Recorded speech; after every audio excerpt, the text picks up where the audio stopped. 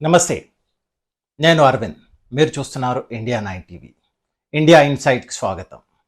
చాలా రోజుల క్రితమే నేను ఒక మాట చెప్పాను. మే 4న దీదీ వెళ్తారు అని. ఇప్పుడు మే 4 వచ్చింది. మరియు నిజంగానే దీదీ వెళ్ళిపోయారు.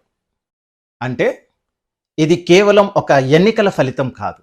ఇది ఒక రాజకీయ యుగానికి ముగింపు. పశ్చిమ బెంగాల్లో మమతా బెనర్జీ పాలన ముగిసింది. నా అభిప్రాయం ప్రకారం ఇది ఆమె రాజకీయ జీవితానికి కూడా ముగింపు సంకేతం. అసలు ఫలితం అంటే ఏమిటి? ఈ ఎన్నికల్లో పశ్చిమ బెంగాల్లో భారతీయ జనతా పార్టీ భారీ మెజారిటీతో ప్రభుత్వం ఏర్పాటు చేయబోతోంది. ఇది కేవలం ఒక పార్టీ గెలిచింది లేక ఒక పార్టీ ఓడింది అంత మాత్రాన కాదు. అంటే కాంగ్రెస్ యుగం ముగిసింది, లెఫ్ట్ ఫ్రంట్ యుగం ముగిసింది, ఇప్పుడు టీఎంసీ యుగం కూడా ముగిసింది అని అర్థం. అంటే 70 సంవత్సరాల రాజకీయ చక్రం ముగిసింది అన్నట్టు. ప్రధాన విషయం ఏమిటి అంటే ఎన్నికలు గెలవడం సాధారణం, ప్రభుత్వాలు మారడం కూడా సహజం. కానీ శాశ్వతంగా మారిన విషయం ఏమిటి? అదే అసలు చర్చించాల్సిన అంశం. ఇప్పుడు జాతీయ పార్టీ తిరిగి రావడం. జాతీయ పార్టీ తిరిగి రావడం 49 సంవత్సరాల తర్వాత పశ్చిమ బెంగాల్లో ఒక జాతీయ పార్టీ అధికారంలోకి వచ్చింది. ఇప్పుడు ఇది చాలా పెద్ద విషయం. ఎందుకంటున్నాను అంటే లెఫ్ట్ పార్టీలు జాతీయ పార్టీలు అనిపించినా వాస్తవానికి అవి 3 రాష్ట్రాలకే పరిమితమయ్యాయి. 100 సంవత్సరాలుగా చరిత్ర ఉన్నప్పటికీ దేశవ్యాప్తంగా ఎదగలేకపోయాయి. ఇప్పుడు కేరళలో తప్ప అన్ని చోట్ల కనుమరుగైపోయాయి. ఇప్పుడు జాతీయ భద్రతా విషయంలో పెద్ద మార్పు వస్తుంది. పశ్చిమ బెంగాల్ ఒక సాధారణ రాష్ట్రం కాదు, ఇది సరిహద్దు రాష్ట్రం. బంగ్లాదేశ్తో సరిహద్దు ఉంది. గత కొన్నేళ్లుగా అక్రమ ప్రవేశాలు పెరిగాయి, జనాభా నిర్మాణం పెరిగింది, ప్రభుత్వ సహకారం ఉందనే ఆరోపణలు కూడా వచ్చాయి. మరి ఇప్పుడు ఏమవుతుంది అంటే ఆ ప్రవాహం ఆగుతుంది, దేశ భద్రత బలపడుతుంది. ఇది చాలా కీలకమైన మార్పు. హిందుత్వం, ఘర్ వాపసీ గురించి ఒక్కసారి మనం మాట్లాడితే పశ్చిమ బెంగాల్లో రాష్ట్రవాద హిందుత్వం తిరిగి వచ్చింది. ఎందుకు ఘర్ వాపసీ అంటున్నాను అంటే ఎందుకంటే ఇది అక్కడి అస్సలు సంస్కృతి. ఇప్పుడు చరిత్రలోకి ఒక్కసారి వెళ్ళి చూస్తే బంకిం చంద్ర చటోపాధ్యాయ వందే మాతరం రచయిత, హిందూ జాతీయతకు పునాది వేసిన వ్యక్తి. అలాగే జై హింద్ నినాదం కూడా అక్కడి నుంచే వచ్చింది. దానితో పాటు సుభాష్ చంద్రబోస్ ప్రభావం, శ్యామా ప్రసాద్ ముఖర్జీ జనసంఘ్ వ్యవస్థాపకుడు. తొలి ఎన్నికల్లో బీజేపీ జనసంఘ్ 3 సీట్లలో 2 బెంగాల్ నుంచే గెలిచింది. తర్వాత ఏమైంది అంటే కాంగ్రెస్ వచ్చింది, హిందుత్వాన్ని బలహీనపరిచింది. సిపిఎం వచ్చింది, దాన్ని పూర్తిగా నొక్కేసింది. మమతా బెనర్జీ వచ్చింది, మరింత ముందుకు వెళ్ళింది. మమతా బెనర్జీ రాజకీయ విధానం గురించి ఒక్క మాటలో చెప్పాలి అని అంటే హిందువులను దూరం చేయడం, ముస్లింలను ఆకర్షించడం. ఇక పశ్చిమ బెంగాల్ డెమోగ్రఫీ మార్పు ఒక్కసారి మనం చూసుకుంటే ముస్లిం జనాభా 30% దాటింది.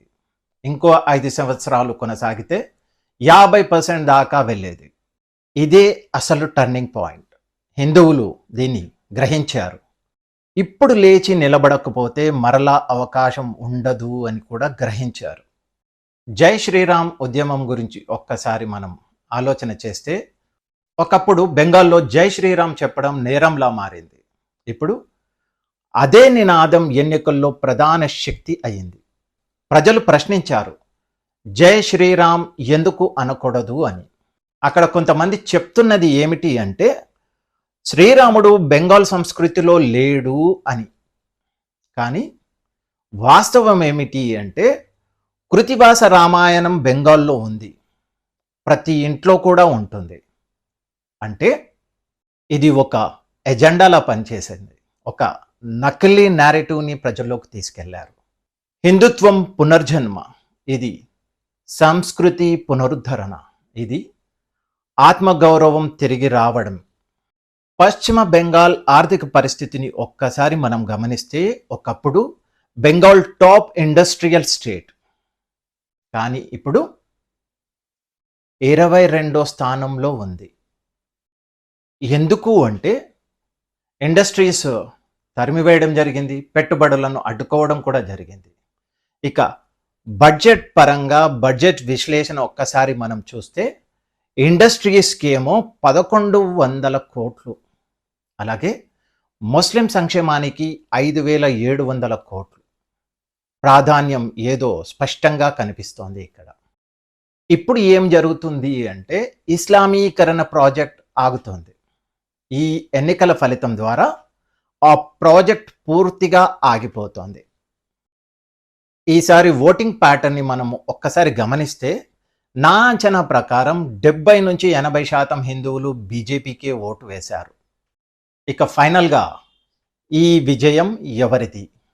ఇది బీజేపీ విజయం మాత్రమే కాదు, ఇది హిందుత్వ విజయం, ఇది జాతీయతా విజయం, ఇది ఒక సిద్ధాంతం గెలిచిన విజయం, ఇది దేశ రాజకీయ రోడ్ మ్యాప్ను కూడా మార్చేస్తుంది.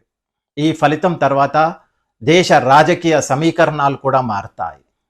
కొత్త రాజకీయ యుగం మొదలవుతోంది. ఇప్పుడు కాంగ్రెస్ పరిస్థితిని ఒక్కసారి మనం గమనిస్తే కాంగ్రెస్ పూర్తిగా అప్రసక్తం అయిపోతోంది. దేశానికి వ్యతిరేకంగా నిలుస్తున్న భావన కూడా పెరుగుతుంది.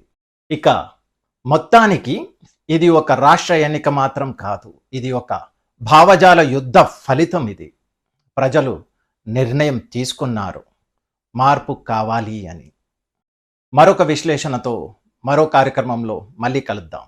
అంతవరకు భారత్ మాతాకి జై, జై హింద్.